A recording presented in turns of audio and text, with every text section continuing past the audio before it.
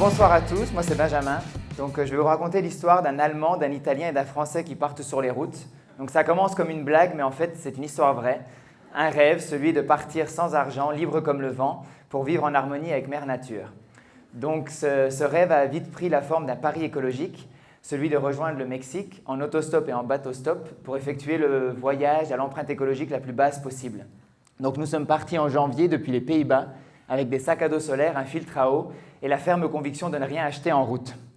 La première journée a été la plus difficile. Nous n'avons pas fait plus de 50 km et nous nous sommes retrouvés dans une cage d'escalier, à moins 10, affamés, grelottants, mais bien contents d'être partis pour l'aventure, la vraie.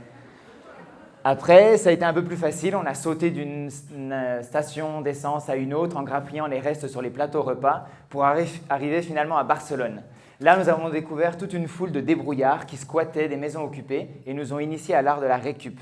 Nous avons appris à se servir à la sortie des supermarchés, des marchés ou à demander directement aux patrons des restaurants et des boulangeries. Nous avons ensuite continué jusqu'à Algeciras, à la pointe de l'Europe. Là, le premier obstacle, le détroit. Donc, comment traverser? Nous avons trouvé la combine avec des camionneurs qui ont tous le droit de prendre un copilote avec eux. Et là, c'était bienvenue au Maroc. Ce fut un grand choc. On nous a forcés à boire le thé, à partager le couscous, à manger les tagines. Les Marocains nous enseignaient la générosité, l'humilité et cette confiance unanime qu'ils ont envers la vie.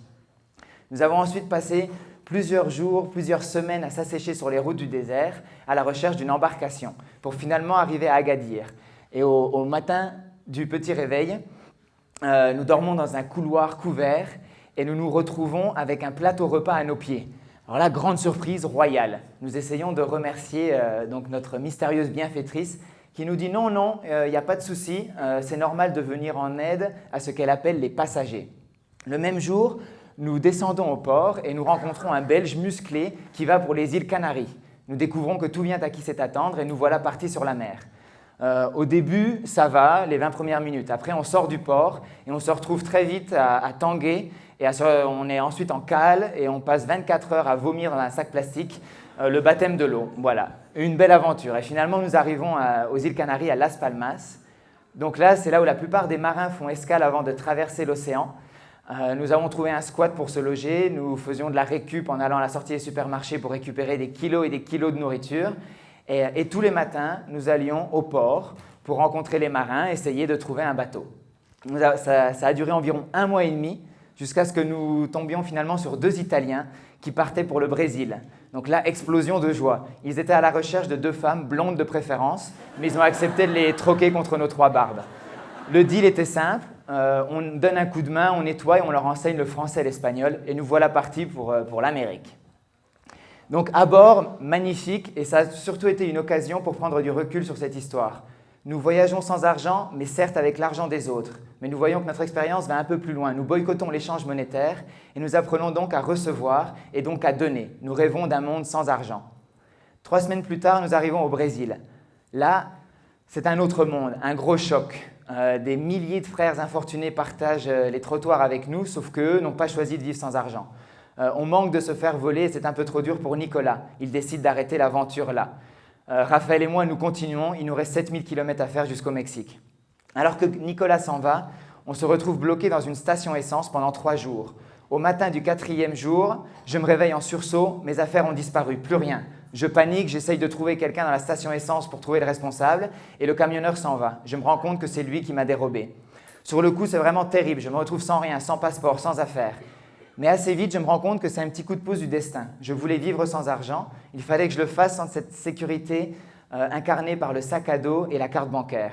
Du coup, cette fois-ci, j'étais vraiment ce que je prétendais être, un voyageur sans le sou. Je récupère quelques fringues, un sac et nous repartons sur la route en prenant soin de dormir chez les pompiers au cas où quand même. Notre prochaine étape, c'est la Guyane française. Donc là, forcément, il fallait que je refasse mon passeport pour pouvoir continuer la route. Ce furent les premières dépenses, 40 € environ, auxquelles se sont ajoutés 20 € pour les visas pour le Suriname. Ça nous a dérangés, mais bon, tant pis, c'était une exception, nous étions toujours motivés pour continuer la route sans argent. Nous avons continué pour traverser le Suriname, le Guyana, et là, c'est Nieves qui nous rejoint, la copine de Raphaël. Avec elle et ses belles jambes, tout est beaucoup plus simple. Nous n'attendons plus pour l'autostop, les repas sont plus fréquents et nous découvrons la belle vie. Les Guyanais, les Vénézuéliens et les Colombiens sont adorables malgré la peur et les nombreux contrôles militaires. Nous nous faisons embaucher à bord d'un bateau et nous traversons pour rejoindre le Panama. Et là, nous posons le pied sur la Panaméricaine, la route qui remonte tout le continent. Dans l'Amérique centrale, très difficile de récupérer de la nourriture tant les gens sont généreux. Ils nous invitent toujours à manger, nous dormons chez les pompiers, à la Croix-Rouge. C'est vraiment le paradis. Pour ça que les filles doivent voyager sans argent, c'est plus simple pour vous. Et au bout d'un mois, nous arrivons finalement au Mexique. Après 11 mois de voyage, 24 000 km, plus de 270 véhicules et des centaines de rencontres. Et une conviction toujours plus forte. Certes, l'argent est un outil indispensable aujourd'hui, mais c'est aussi le symbole d'un système de valeurs injuste.